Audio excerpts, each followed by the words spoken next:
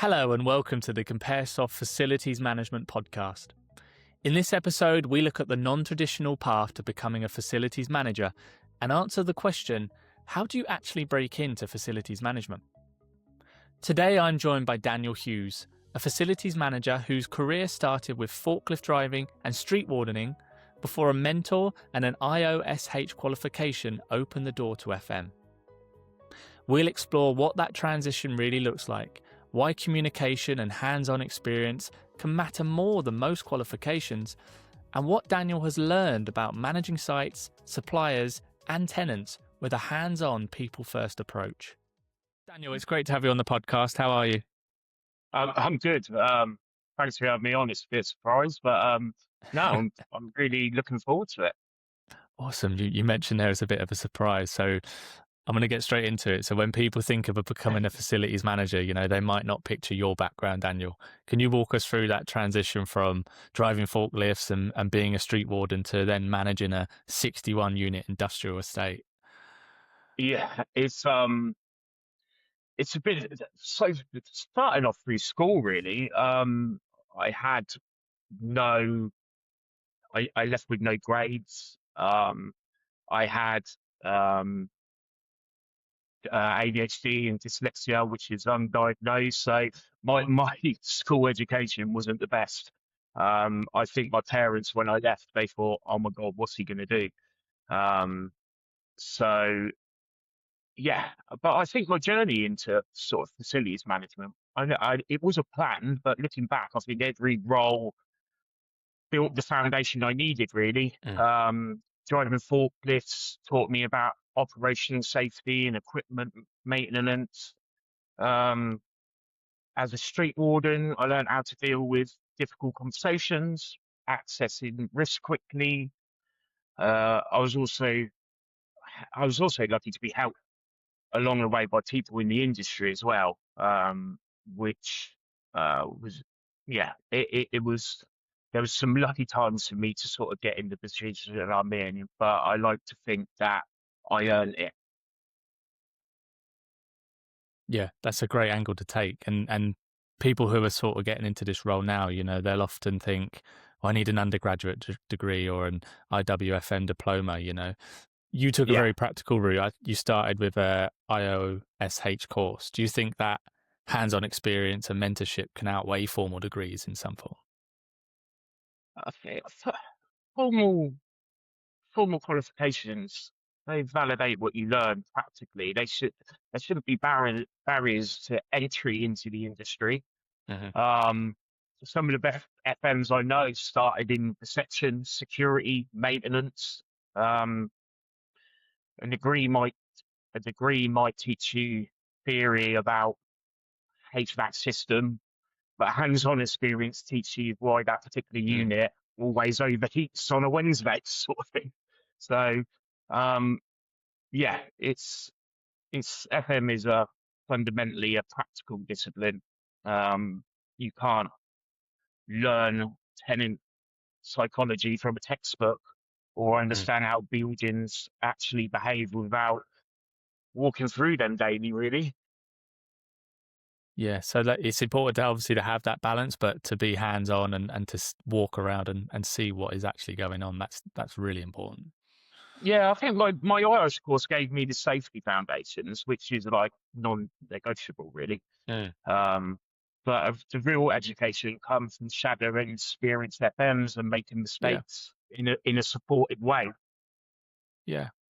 I love that. Making mistakes, that's how we all learn. You're making mistakes. Oh, I have made plenty of mistakes, and I like to think this is not just in work life. My wife would probably tell me in personal life as well. But I like to think that I learned from it in some way. So um, the mistakes are key. Everybody makes mistakes. Yeah. And so coming directly from a security background, what were the biggest surprises or challenges you faced when first stepping into an assistant building manager role? So I think that the biggest surprise was the scope of responsibility. Um, Security, you have clear protocols. Incident occurs, you respond according to the procedure. Um, FM requires juggling maintenance schedules, budget Mm. issues, compliance deadlines. Security is very reactive, while FM needs to be proactive. Um, Learning to think ahead, sometimes by 6 months. I also thought FM was primary technical, fixing the heating, managing the contractors, maintaining compliance, but I quickly learned that 70% of the job is communication and relationship management. Learning to translate technical issues into business impact language, so they say, and managing expectations from the tenants. And I suppose that you said there, you find it's 70% communication. You only really find that out once you're in the role, once you're hands on. That's nothing education is going to teach you about. Yeah, it's not you. I was lucky to have a sort of assistant FM role, which Mm. gave me a direct line to tenants that probably an FM wouldn't take. Um, and I used to be the face-to-face person that they used to go to, and it quickly gave me the opportunity to build relationships, and they help in situations, especially when things ain't going right. Yeah. Yeah, it really helps. So the core functions of a facility manager are often split into maintenance, project management, safety, and space planning. Which of Yeah. those four key pillars takes up most of your day, Daniel? I think maintenance coordination probably takes Hmm. up about 40% of my time. Um, but here's the thing, I don't see sort of the pillars as separate. Um, I think good maintenance prevents safety issues, Mm. strong tenant relationship makes space planning easier. Um, Tenant relationship management, which cuts across probably all four pillars of it, probably takes up about another 30%. Um, Yeah. I think the key is recognizing how these areas sort of connect with each other. Um, when I'm doing the maintenance round, I'm building up relationships with the tenants. Mm. What would you say is your most important role in that aspect then that touches on all those pillars? I think tenant relationship is really key, um, and it can help where when stuff like I said, sort of maintenance coordination don't go to plan. Um, and you have to speak to the tenant. Usually, if you've got a good relationship with them, it's easier to sort of have this conversation. Yeah. So, all right, if we go a bit more into your role and your management style, you have a strict preference for phone calls, face-to-face chats over sending emails. How has Yeah. that communication style improved your relationship with tenants, as you were touching on? I think phone calls and face-to-face conversations build trust faster, Mm. um, because people can and they get engaged with you. When a tenant calls about a 5-minute conversation that it, it gets resolved in a 10-minute 10-minute email conversation would, and you get that done in 5 minutes. Mm. And then you can ask follow-up questions as well, which is important. Um, and you immediately sort of understand the real urgency behind the request, um, and provides solutions on the spot. Is there an example where that communication sort of prevented an issue from escalating with a tenant at all? I wouldn't say so. It hasn't. There's been a lot of times that it's prevented issues. Hmm. But to give you, this is why I love communication. So I had not long ago had an email from a tenant to say about parking on site. We've got an Hmm. issue with parking. Um, they needed more parking spaces. How can you help? So I went around, had a chat with them directly, and I said, "You do realise we've got a building which is double the size of yours, a lot more parking, a big yard. that you can use. Um, have you looked into that? Did you want me to show you around? So I grabbed the keys, took him on a tour. He went, "Oh, I'll speak to my bosses about this." In 2 weeks' time, they're moving into that building, Excellent. which just shows you having a communicator. Like, I wouldn't have probably got that. Not saying it's personally me, but they wouldn't have. They won't be moving into a bigger unit with more parking that they want. Probably if I sent an email back saying we haven't got parking, I can't help you. Yeah, that sort of face to face, that interaction, uh, that Yeah, moved it within 2 weeks. That's incredible. yeah. So they're moving in 2 weeks, and it works. We've got letting agents that sort of deal with that on site. That when you can say, look, you've showed them around already, they love the unit, they want to discuss it straight away. It saves them time. They really have a good relationship with you. Mm. Um, and yeah, and also you keep a tenant on the site in a bigger building. Um, so yes, wins all around really. Yeah, and something you do, Daniel, that I find really interesting is you write a regular newsletter for your tenants. You keep everyone in the loop. How vital is that Mm. proactive communication? For to sort of prevent complaints from snowballing. It's the newsletter serves relationship insurance really. Mm, When a tenant understands what's happening and why, they're far more patient with disruptions that happen, and less likely to assume problems are down to poor management.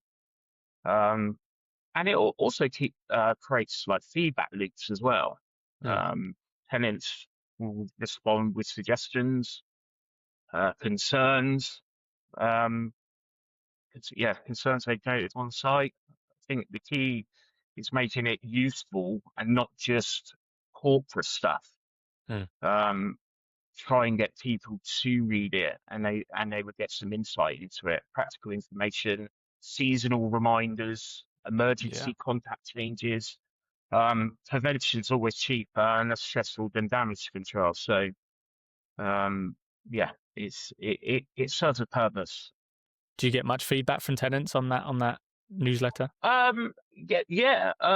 When I have my rounds, and oh, thanks for the newsletter. I think it's good for it's it's good for people to be updated of the site because they don't understand the day-to-day runnings of the site. They probably think I just sit in my office, drinking a nice cup of coffee, doing nothing all day, and they don't realise that what I have to do day to day, and especially the maintenance around the site. So Mm. it's good from my point of view as well to put it onto paper that they can see that I am trying to manage the site the best I can. There's always that saying, you only notice the maintenance guy if something's going wrong. If everything's absolutely This right, guy, they don't notice you. yeah, that is 100% correct. So, as an FM, it's not just your tenants you're keeping happy, you're also managing suppliers as well. So, you're making sure that these suppliers are meeting their SLAs, their KPIs. You believe that, your philosophy is that if you speak to someone in the right way, you're going to get the right reply back. How does that help you manage contractor performance without sort of micromanaging? So, well, most contractors, they want to do good work. Um, they just need clear expectation and the right support. Um, my approach is treating them as partners rather than vendors on site or contractors. Like, sort of like, help me understand what happened rather than Mm, why did you mess that up. yeah. I think it's key with my big thing about communication um, is how you interact with them. By listening first, I can help remove barriers rather than demanding results. Um, yeah, I believe it just builds loyalty. It often leads to contracts going above and beyond in certain situations, and it has Nice. um, when urgent situations arise. And that obviously makes them feel like an integrated part of the team. Yeah, we've had it in many issues that especially on void units, that we're having a problem with a leak. And I'm like, I don't know whether it's coming from the guttering. I don't know. And I phone up sort of like M&E people, and they go, "Oh, I'm passing there tomorrow. Do you want me to pop in?" It just cuts it all out. I can get straight to they can give me their expertise. Mm. I can lob the job, get someone out who's going to fix it there and then. And yeah, and you only get that by the relationship you have with the contractors. And when it comes to evaluating contractors, what does good look like from your point of view? Is it in terms of response times, communications, first time fix, or something completely different? I think attitude, communication really come first. Hmm. Um, a contractor with an excellent technical skills but poor people skills can damage tenant relationships. And I've seen it firsthand. It creates a lot more issues for me to solve. Mm. I need contractors that can work professionally around operating business, explain what they're doing clearly, and handle tenant interaction. So if there was a new FM, they're choosing between two suppliers, would you say communication is the biggest signal that would matter more than just the quote that they're giving? Yeah, 100%. I think that let's be, I'll be honest with you, price matters as well. Hmm. Yeah. Um, but it's rarely the deciding factor anymore. References are critical. I Hmm. want to speak to FMs managing similar properties, other industrial estates. Someone who's brilliant in a management office building might be completely out of the depth with our loading base. Mm. Um, it's heavy goods vehicle movements. It, uh, but it's yeah, I think it's cultural fit matters enormously as well. How you treat the tenants when they're on site. Are the solutions focused, or do they hide behind contracts clauses? Um, yeah, it all sort of builds itself together, really. Yeah. And one thing that really stood out to me, Daniel, is you stated that landscape is arguably a higher priority for you than security on site. So why do you believe grounds maintenance is so crucial for your industrial estate? How does that tie into the estate's broader sustainability and environmental goals? Yeah, it does surprise a lot of people when I say that, but yeah, hear me out, hear me out. Yeah. Grounds maintenance, first thing every person sees when they arrive on site. Tenants, their clients, delivery drivers, potential new businesses looking for lease space. Neglected landscaping doesn't just look unprofessional. It sends a message that the management didn't care about details, I believe. Mm. Um, when you walk up to a house, you don't particularly look for a ring doorbell. You have a look at what the front looks like, what the garden looks like. That's the first things you say. You make a judgment. We all make very quick judgments in life, whether we're meeting new people or looking at something. And it's the and what I say to the landscape is that the front of the estate where you come in has to look immaculate because it gives people coming onto the site an expectation for that. Mm. Um, and I think proper grounds maintenance means like a clear sight lines for vehicle movements, which directly impacts safety, drainage systems that work properly, preventing bays from flooding due to heavy rain. It means controlling vegetation that could damage building fabric. It's there's a lot. There's a lot. We've got an area where we transitioned into wildflower meadow. And they look great. And you cut them probably twice a year instead of Mm. weekly, reduce our carbon footprint from maintenance operations, and they're brilliant pollinators as well.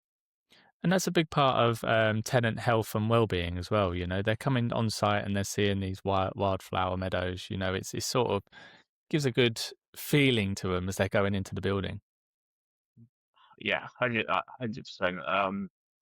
I think little bits and pieces around the site as well, like even like sitting areas in the summer. In the summer on the estate, it's absolutely lovely. Mm. We've got some tenants on site who have people working with them that they sit down for a long period of time. So when they have their break, they're walking around, they're running around sometimes the industrial estate. And little things like benches to sit down in, have some break. And the landscaping is a massive part. I'm really lucky, to be fair, because I've got two landscapers on site who are really Hmm. good. They're proactive. I don't need to get involved much. Yeah, I'm lucky. Would you say, as you're prioritizing that sort of grounds maintenance landscaping, would you say it takes a fair chunk of your yearly budget then, or would it be behind maintenance in that budget? No, landscaping is we have more in the budget for landscaping, especially the trees around the estate. I have to have quite a large chunk just in case anything happens with a tree. Um, Mm. we've had a lot of what they call root heaves on site, where the root comes up through the tarmac and these trees don't stop. So Mm. um, it's having that sort of budget there because it's a safety element to it. Yeah. So um, Again, that ties yeah, in the four pillars that we mentioned earlier. One thing always leads yes, to another. yes, that's correct. Yeah, So, Daniel, I'm really intrigued to know how you use certain tools to manage your day-to-day facilities management operations. You've got a lot to think about in your role. You mentioned you used e-log books, Excel spreadsheets. With any tool, yeah, what specific functionalities are absolute must-haves for you to help manage your workload? mobile access. Um, I can't stress this enough. I'm never at my desk, Hmm. which was stated earlier. I'm walking around site, meeting contractors in loading areas, inspecting Mm. roofs, checking drainage.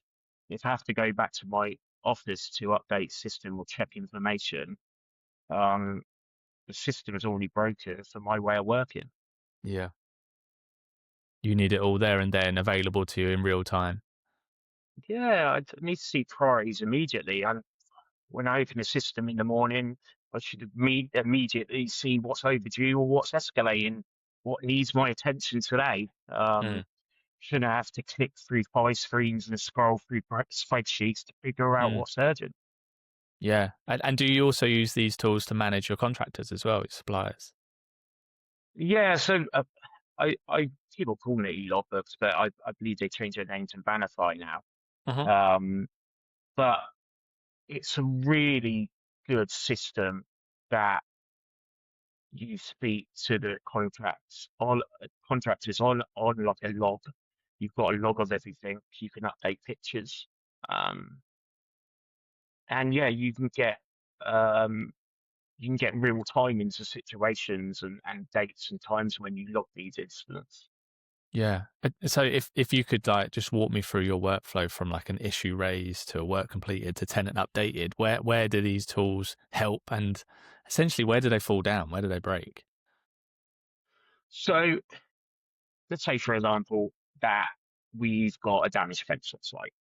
Hmm. Um, I will take some pictures of this. I will go onto Vanside's system on my with a mobile phone app. Um, I would update it. It would then go to the people that work in Vanside. They will have their own contractors or um, the company I work for contractors as well for, for priority issues. Hmm. Um, and it will get uploaded straight away. I will get a message to say this has been passed on to this company with the company name.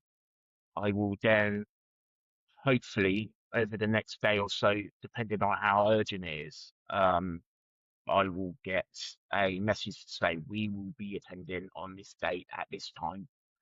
Um, and then you get a sort of when it's been done, you get a complete notification. I'm quite lucky that I'm on one site pretty much all day, every day.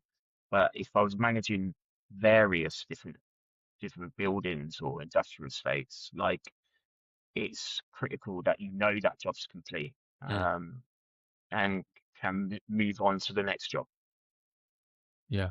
So there's nowhere that system sort of falls down at all. It's all quite perfectly laid out for you. To be fair, it is.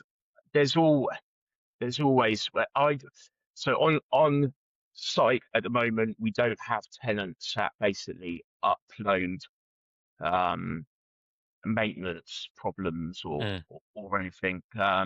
The building I worked in before, they do. Um, they will, if the tenant's uploading, they see it from a different angle. So they might say, for example, what I've had before is uh, toilet handle broken. So I go, oh, the handle on the toilet is broken. No, door of the toilet handles broken. So it's Right. little bits that that can. But this is tenant management as well. You can go Yeah. to them. They don't know. You can just say, look, just be able to upload a picture. Um, it saves time. I can get the right people to the job, and it Yeah. can be sorted. Yeah. It saves that additional step of following up and checking, and you've wasted Yes, probably a day or two just in that roundabout way. 100%. Yeah. It helps. It's a great system when used correctly, and I think there's a lot of systems out there the same. Yeah. If you were to upgrade your tech stack, the tools you use, and budget wasn't an issue, what's the single biggest like operational gap you want that system to solve? So I think talking about Vanify, that it does a lot of it, but I think with real time communication, Mm. transparency between everyone involved, tenants, contractors, management. Mm. Um, Tenant submits a request through a portal on the phone, including photos. The system automatically captures the location of the data. The request routes to the right contractor with all the site access details and asset information. Mm. Um, it helps my job immensely. Um, yeah, so I think that Vanify do it to a lot. I don't know if there's other systems that I haven't worked with any other systems that maybe that it's the transparency Mm. between everybody involved rather than it going to me and then me going to the tenant to say it's been completed. But I think that the the, the link between all people involved is needs to be really clear. Yeah, you also want that automated chain of communication, chain of command, just flowing Yeah, through each time. definitely. Yeah, Yeah, definitely. It's so important. yeah. So, Daniel, we like to save the last few questions here just for sharing your insights and advice for fellow FM listeners. If someone is in security, reception, or maintenance today and wants to move into FM within, say, 12 months, what first step would you recommend they take? I think the first step, and I'll say this to everybody who asks, is to demonstrate proactive ownership beyond current roles, Mm. boundaries, really.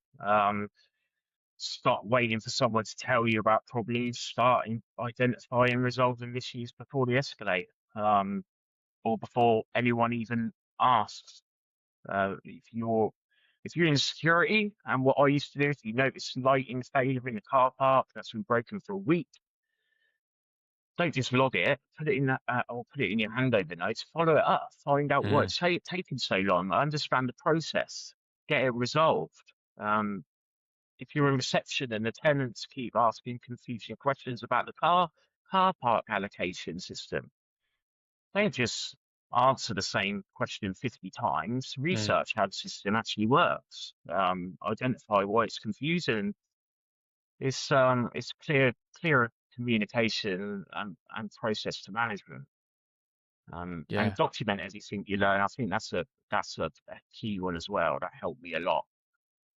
Um, but yeah, I've been in that position, and security sometimes, like like my security start guard on the estate at the moment, there's a lot of the time that he's not doing anything.